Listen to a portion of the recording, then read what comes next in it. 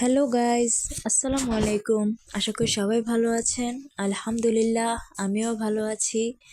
তো যে যেখান থেকে বসে আমার ভিডিওটি দেখছেন, সবাই একটা লাইক, কমেন্ট, শেয়ার এবং সাবস্ক্রাইব করে আমার পাশে থাকবেন। তো আজকে নুডলস দেখে অবশ্যই বুঝতে পারতেছেন যে আজকে আমার রেসিপিটা হচ্ছে নুডলস নিয়ে। তো আজকালকার যে বাচ্চারা তারা হচ্ছে একটু স্ন্যাক্স জাতীয় খাবার বেশি পছন্দ করে, সেটা যদি হয় হোটেল বা রেস্টুরেন্ট। কিন্তু হোটেল বা রেস্টুরেন্টের খাবার তো স্বাস্থ্যসম্মত নয়, আমরা সবাই জানি। এর জন্য ঘরোয়াভাবে যে এটা তৈরিও করা যায়, সেটাও কিন্তু বাচ্চাদের জন্য অনেক ভালো। এতে আর কি বাচ্চাদের শরীর ফিটনেসটা ঠিক থাকে। তো আজকে রান্না করব হচ্ছে নুডলস দিয়ে আর কি স্যুপ নুডলস রান্না করব। তো আমার বাচ্চা হচ্ছে স্যুপ নুডলস খেতে খুবই পছন্দ করে, ওর জন্যই হচ্ছে রান্না করা।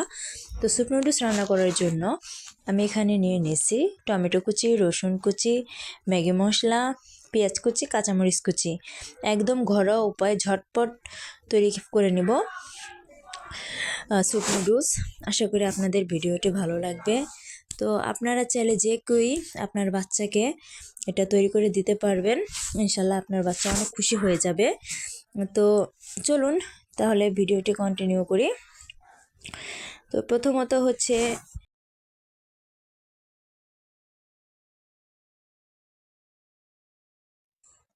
ঘরে যেসব উপকরণ আছে, সামান্য কিছু উপকরণ দিয়ে আপনি তৈরি করে দিতে পারেন মজাদার স্যুপ নুডলস, যেটা স্বাস্থ্যসম্মত, আপনার বাচ্চার জন্য যেটা ভালো। আর সেটা একবার খেলে বাচ্চারা বারবার বলবে তৈরি করে দেওয়ার জন্য। তো এখানে আমি 2টা ম্যাগি মশলা নিয়ে নিছি, আর সাথে হচ্ছে ম্যাগি নুডলস। আমার বাচ্চা ম্যাগি নুডলস খেতে খুবই পছন্দ করে।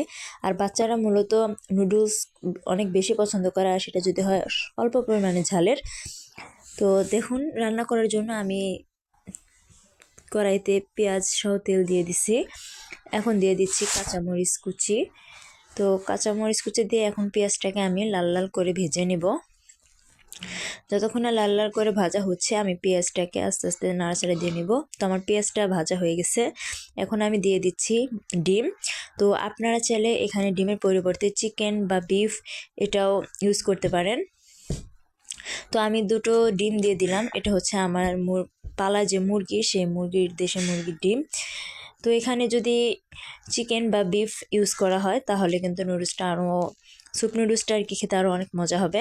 এখন দিয়ে দিচ্ছি পরিমাণ মতো লবণ, হলুদের গুঁড়া, ধনিয়ার গুঁড়া, আর এটা হচ্ছে শুকনো মরিচ বাটা। বাটা মরিচটা আমি ব্যবহার করছি আজকে। তো এখন দেখুন, ডিমটাকে এখন আমি ভালো করে নাড়াচাড়া দিয়ে নিতেছি আর কি, একটু ভাজা ভাজা করে নিব। তো এরপরে এখানে দিয়ে দেব আমি যে টমেটোটা কুচি করে কেটে রাখছিলাম, সেই টমেটো কুচিটা এখানে দিয়ে দিব।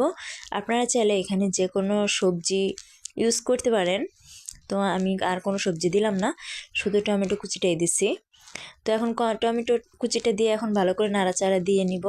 যতক্ষণ না পর্যন্ত ভালোভাবে সিদ্ধ হচ্ছে, ততক্ষণ পর্যন্ত আমি ভালো করে নাড়াচাড়া দিয়ে নিব। তো দেখেন আমার টমেটোটা সিদ্ধ হয়ে গেছে। এখন আমি দিয়ে দিচ্ছি স্যুপের পরিমাণে পানি।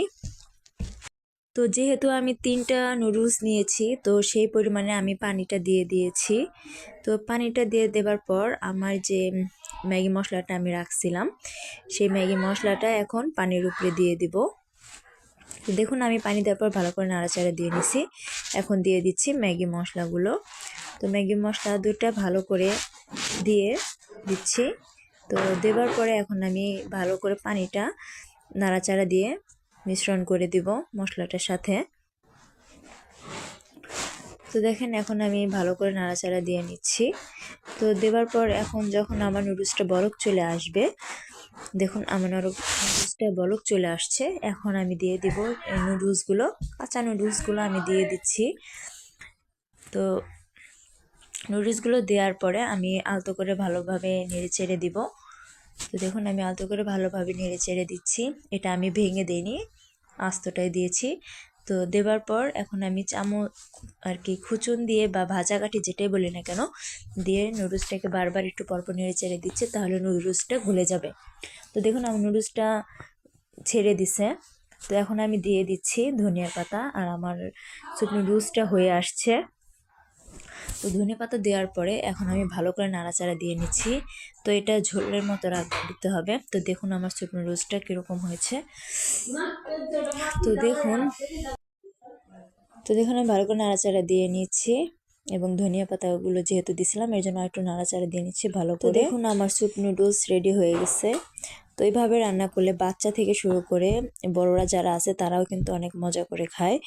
তো আশা করি আপনাদের ভিডিওটি ভালো লাগছে।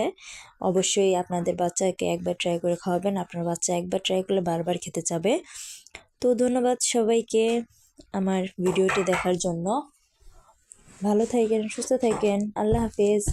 এবং এরকম নিত্য নতুন ভিডিও পাওয়ার জন্য অবশ্যই আমার চ্যানেলটি সাবস্ক্রাইব করবেন, লাইক কমেন্ট শেয়ার করবেন। আল্লাহ হাফেজ। আপনাদের একটি লাইক, একটি কমেন্ট, একটি শেয়ার এবং একটি সাবস্ক্রাইব আমাকে নতুন ভিডিও তৈরি করার জন্য আরও উৎসাহিত করে। ধন্যবাদ।